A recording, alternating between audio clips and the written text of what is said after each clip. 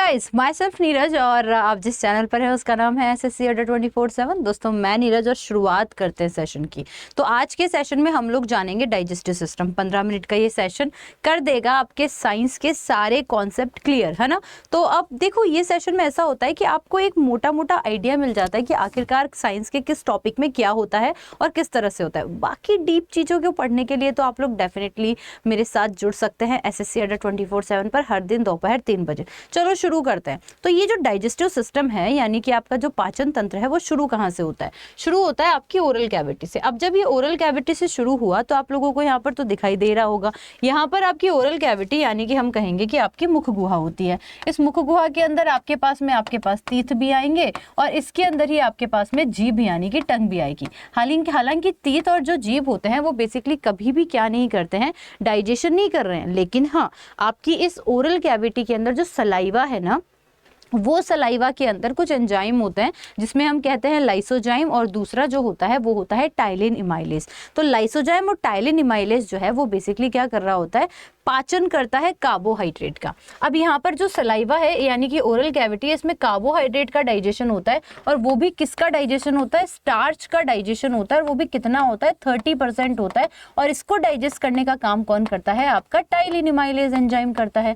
ठीक है। अब इसके अलावा जो 30% डाइजेशन हो गया, खाना आगे आता है, फेरिंग से होता हुआ ईसोफेगस तक आता है। यहाँ पर किसी प्रकार का कोई डाइजेशन नहीं होता। ईसोफेगस का मतलब होता है ग्रसिका, तो ग्रसिका तक तो कोई डाइजेशन नहीं होता। फिर आगे हम बात करते हैं तो खाना आता है हमारे जे शेप के स्टमक के अंदर। अब जब आप इस जे शेप के स्टमक की बात करेंगे तो आपको यहाँ पर ध्यान रखना है कि ये जे शेप का जो स्टमक होता है ये बेसिकली आपके खाने को गलाता भी है, क्योंकि इसके अंदर ये जो है सबसे चौड़ा भाग तो होता ही होता है। ये खाने को गलाने के साथ में जो है वो क्या कर रहा होता है, इसके पास पेप्सिन भी होता है, और इसके पास में जो है वो रेनिन नाम का एंजाइम भी होता है। और इसके अलावा इसके पास में जो है पेप्सिन, रेनिन और लाइपेज नाम का एंजाइम भी होता है। एक और चीज होती है पर वो एंजाइम नहीं है, वो है HCl। HCl बेसिकली खाने को सिर्फ गला रहा है, पाचन नहीं कर रहा है। लेकिन पेप्सिन जो है वो प्रोटीन का डाइजेशन कर देता है, और रेनिन जो है वो मिल्क प्रोटीन का डाइजेशन करता है। और इसके अलावा आपको यहाँ पर ध्यान रखना है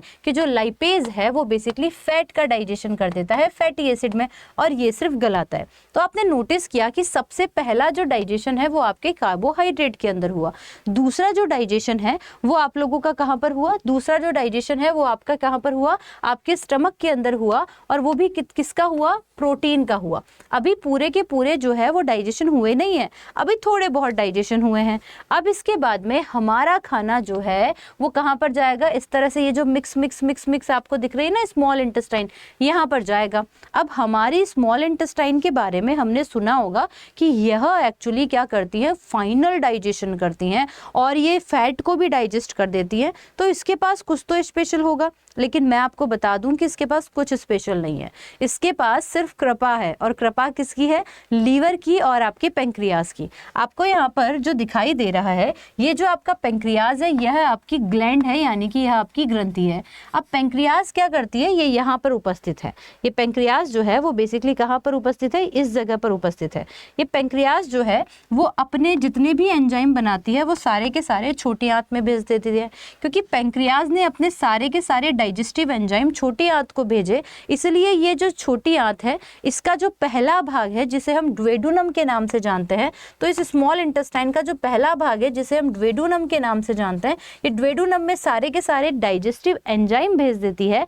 इसलिए गाइज, इसलिए आपकी छोटी आंत जो है वो फाइनल डाइजेशन करती है। मतलब इसके द्वारा भेजे गए एंजाइम के कारण ही, इसके द्वारा भेजे गए एंजाइम के कारण ही जो है वो आप लोगों की छोटी आंत फाइनल डाइजेशन करती है, यानी कि कार्बोहाइड्रेट को भी पचा देगी, बचे हुए प्रोटीन को भी पचा देगी। और आपने देखा यहाँ पर जो है वो आपके पास में दिखाई दे रहा है लीवर। ये लीवर जो होता है यह भी एक प्रकार की ग्रंथि है। लीवर कभी भी ऑर्गन नहीं है, यह एक प्रकार की ग्रंथि होती है, और ग्रंथि होने के कारण यह भी अपने सारे एंजाइम जो है बेसिकली एक ही एंजाइम बनाता है, और इसको हम कहते हैं बाइल जूस। और ये बाइल जूस बनाता है, और बाइल जूस को ये जो है वो कहाँ भेज देता है, आपकी छोटी आंत के अंदर भेज देता है। अब छोटी आंत बाइल जूस क्या करेगा, बाइल जूस भी आपकी छोटी आंत में आ गया जो कि लीवर ने भेजा, और बाइल जूस फैट का डाइजेशन करता है, और फैट का डाइजेशन करने के कारण आपको समझ में आएगा कि जब ये बाइल जूस जो कि फैट का डाइजेशन करता था, जब ये आपकी छोटी आंत में आया तो इसने जो है वो बेसिकली आपकी फैट यानी वसा को भी पचा दिया। अब इधर तो कार्बोहाइड्रेट थोड़ा बहुत पच गया था, इधर प्रोटीन का डाइजेशन हो गया था स्टमक में, और बचा हुआ जो कार्बोहाइड्रेट और प्रोटीन है उसका फाइनल डाइजेशन पेंक्रियाज द्वारा भेजे गए सारे एंजाइम्स जो कि डाइजेस्टिव एंजाइम है उसके कारण आपकी छोटी आंत में पच जाते हैं। और अब वसा बची है पचने को, तो लीवर ने अपना बाइल जूस भेजा और यहाँ पर जो है वो फैट का भी जो है वो क्या हो गया, डाइजेशन हो गया। अब खाना पच तो गया, लेकिन खाना का एब्जॉर्प्शन कहाँ पर होगा, तो खाना पच तो गया लेकिन खाने का जो एब्जॉर्प्शन है ना, वो एब्जॉर्प्शन होता है आप लोगों के कहाँ पर, इसी छोटी आंत का जो लास्ट भाग होता है, और इसको हम कहते हैं, क्या कहते हैं, इसके लास्ट पार्ट को हम लोग इलियम के नाम से जानते हैं। किसके नाम से, इलियम के नाम से जानते हैं। और ये इलियम के अंदर छोटे छोटे छेद होते हैं, माइक्रो विलाय होती हैं, और वो विलाय से आपका सारा का सारा खाना एब्जॉर्ब हो जाता है। तो स्मॉल इंटेस्टाइन के पास कुछ नहीं है स्पेशल, बस इस पे कृपा है पेंक्रियाज की और इस पे कृपा है लीवर की, और लीवर और पेंक्रियाज की कृपा होने के कारण ही क्या हुआ कि यह जो है वो बेसिकली क्या हो जाता है, डाइजेशन कर पाते हैं और एब्जॉर्प्शन कर पाते हैं। अब खाना पच भी गया और खाना एब्जॉर्ब भी हो गया, लेकिन अब बड़ी आंत बच गई। अब वो क्या करेगी, तो बड़ी आंत आपने नोटिस किया कि जो पानी था, पानी का क्या हुआ जो हम पीते हैं, तो यहाँ पर आपकी बड़ी आंत है, ये देखो यहाँ से शुरू हो रही है, इस तरह से यहाँ आके यहाँ जा रही है। तो ये जो आपकी लार्ज इंटेस्टाइन होती है ये एब्जॉर्प्शन करती हैं, और ये एब्जॉर्प्शन यानी कि अवशोषण करती हैं किसका, ये पानी जो पीते हैं उसका भी एब्जॉर्प्शन करती हैं, और दवाइयाँ जो लेते हो उसका भी एब्जॉर्प्शन करती हैं। यह किसी प्रकार का पाचन करती ही नहीं है। अब आप लोगों को यहाँ पर ध्यान रखना है, और जितना भी एब्जॉर्प्शन तो हो गया, अब जितनी भी गंदगी है वो एनएस से बॉडी से बाहर निकल जाती है। एक बहुत अच्छी चीज़ मुझे दिखी थी, तो मुझे लगा कि मुझे आप लोगों को भी वो चीज़ जो है वो डेफिनेटली जो है वो क्या करनी चाहिए, दिखानी चाहिए। तो फिर शुरू करते हैं। चलिए, तो हमने यहाँ पर देखा कि देखो किस तरह से हमारे पास में स्टमक होता है, और यह स्टमक जो है वो बेसिकली क्या कर रहा होता है, आपके पास में इस तरीके से जो है वो इंटेस्टाइन होती है हमारे पास में, और यहाँ पर हम लोग जो है वो इंगेशन यानी कि ग्रहण भी करते हैं। इंगेशन ग्रहण करने के बाद में हमने देखा कि हम डाइजेशन भी करते हैं। तो इंगेशन ओरल कैविटी से हुआ, डाइजेशन जो है वो आप लोगों का कहाँ पर हुआ, तो डाइजेशन जो है वो आप लोगों का हुआ बॉडी के अंदर स्मॉल इंटेस्टाइन, और आप लोगों के ओरल कैविटी में भी हुआ और स्टमक में भी हुआ। एब्जॉर्प्शन हुआ आपकी छोटी आंत के अंदर भी, बड़ी आंत के अंदर भी, और एलिमिनेशन हो गया आप लोगों की एनस से। ठीक है, आप लोगों की क्या, सबकी। ठीक है, चलिए आगे बढ़ जाते हैं। अब अगर आप आगे देखेंगे तो किस तरह से हमारा जो है वो खाना टूटता भी है और इस तरह से माइक्रो पार्ट्स में भी चला जाता है। अच्छा, यहाँ पर आप लोगों को हमारी बॉडी के अंदर ये जो ओरल कैविटी दिखाई दे रही है, इसी ओरल कैविटी में आपके कुछ दांत भी होते हैं, कुछ नहीं पूरे 32 दांत होते हैं। तो आओ इन दांतों को भी समझ लेते हैं कि आखिरकार ये दांत जो है वो कौन कौन से होते हैं और किस तरह से काम करते हैं। तो आप लोगों को यहाँ पर आपके आगे के 1, 2, 3 और 4 ये 4 दांत दिखाई दे रहे होंगे, और आपको ये जो आपके 4 दांत दिखाई दे रहे हैं, इन ये 4 दांत जो होते हैं, ये 4 दांत बेसिकली क्या करते हैं, तो ये जो 4 दांत है आप लोगों के, ये 4 दांत जो है वो आपके कैनाइन कहलाते हैं, यानी कि कृदनक कहलाते हैं। और कृदनक दांत खाने को ऊपर भी 4 और नीचे भी 1, 2, 3 और 4, ये जो 4 दांत है इनको हम लोग जो है वो कृदनक कहते हैं, और ये भोजन को पकड़ने के काम आते हैं। अब इधर भी एक तीखा दांत है ना, 4 दांत के आगे देखोगे तो आपको यहाँ पर जो है ये वाला जो दांत दिखाई दे रहा है, ये एक तीखा दांत है, ये आपका कैनाइन है। ये सॉरी, ये कैनाइन नहीं है, इंसीजर कहलाता है। ये तो आपका इंसीजर है यानी कि कृदनक, और ये आपका कैनाइन होता है। फिर आगे आप ये 2 दांत देख रहे होंगे, यहाँ पर भी आपको 2 दांत दिख रहे होंगे, इनको हम प्री मोलर के नाम से जानते हैं, और 1, 2, 3 और इधर भी 1, 2, 3 आपके मोलर होते हैं, जिन्हें हम दाढ़ कहते हैं। ये जो आखिरी दांत होता है मैक्सिमम लोगों में ये गायब होता है, और यही है आपका विजडम टूथ, यानी कि यही है आप लोगों का अकल दाढ़। ठीक है, नीचे भी सेम कंडीशन है, ये आपके इंसीजर हो गए, ये दोनों आपके कैनाइन हो गए, ये आपके प्रीमोलर हो गए, और ये 3 और ये 3 आपके जो है वो बेसिकली क्या हो जाते हैं, मोलर हो जाते हैं। तो है ना मज़ेदार चीज़, बताओ, देखिए समझ में तो आ ही रहा होगा।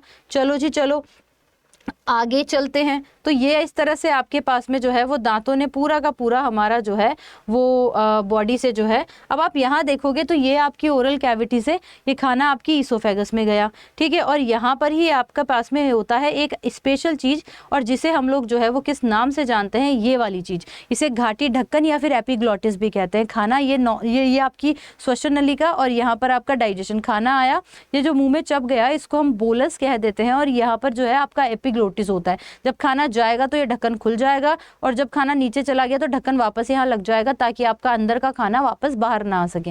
लेकिन जब इतना ही भर भर के खाओगे तो बाहर तो आना संभव है ही, है ना। चलो ठीक है, तो अब आगे चले गए और ये खाना आपके ईसोफेगस में चला गया, ठीक है। और यहाँ पर आप लोगों का जो स्टमक होता है वो बेसिकली आप लोगों का इस तरह से भरा होता है, और HCl जो होता है आप लोगों का, ये HCl जो है वो इस तरह से आपके इसके अंदर होता है, म्यूकस लेयर्स इसका निर्माण करती हैं, और यहीं से ही आपका जो मैं पेप्सिन नाम का एंजाइम बता रही थी, तो पेप्सिन नाम का एंजाइम डेफिनेटली प्रोटीन का डाइजेशन करेगा। तो इस तरह से ये सारी चीज़ें आपके HCl जो है वो आपके खाने को पचाता भी है। अब यहाँ पर अगर आप देखेंगे तो ये आपका स्टमक है, सबसे चौड़ा भाग होता है, और यहाँ से आपकी शुरू होती है छोटी आंत। तो जब आप छोटी आंत की बात करते हैं तो यही तो है हमारी छोटी आंत, और ये जो आपकी छोटी आंत होती है ये बेसिकली बड़ी लंबी सारी होगी, लेकिन इसका डायामीटर छोटा होता है, और यह जो है वो लीवर की कृपा से और आपके जो है वो पेंक्रियास की कृपा से जो है वो बेसिकली क्या हो जाएगा, लीवर और पेंक्रियास की कृपा से जो है वो बेसिकली ये क्या कर देती है, ये बेसिकली आपके खाने का डाइजेशन भी करती है और एब्जॉर्प्शन भी।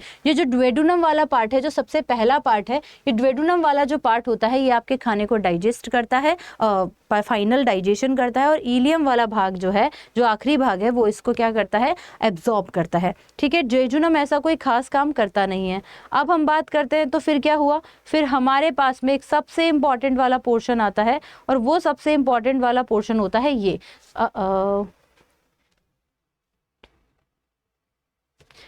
तो यहाँ पर आपको दिखाई दे रहा होगा कि ये आप लोगों का देखो लीवर है, और लीवर ने भी छोटी आंत को जो है वो स्मॉल इंटेस्टाइन को भेजा, और इधर जो पेंक्रियाज होता है उसने भी स्मॉल इंटेस्टाइन को भेजा, और इस तरह से जो है वो हमारे खाने का जो है वो सबसे पहले इंगेशन हो गया, डाइजेशन हो गया, एब्जॉर्प्शन कहाँ पर होगा, छोटी आंत के इलियम वाले भाग में, और आपके जो है वो लार्ज इंटेस्टाइन के अंदर, और जो है एलिमिनेशन तो आप लोगों को पता ही है कि टड़ा कहाँ से चला जाएगा, ठीक है। ये आपके विलाइज होती है जो कि आपके एब्जॉर्ब करती हैं, देखो ये इलियम वाला भाग है, और यहाँ पर आपके उसमें विलाय होती है जो खाने को एब्जॉर्ब कर रही होती हैं, ठीक है। और इस तरह से हम बात करेंगे तो हमारी एनस से होता हुआ इस सारा का सारा खाना जो है वो चढ़ा।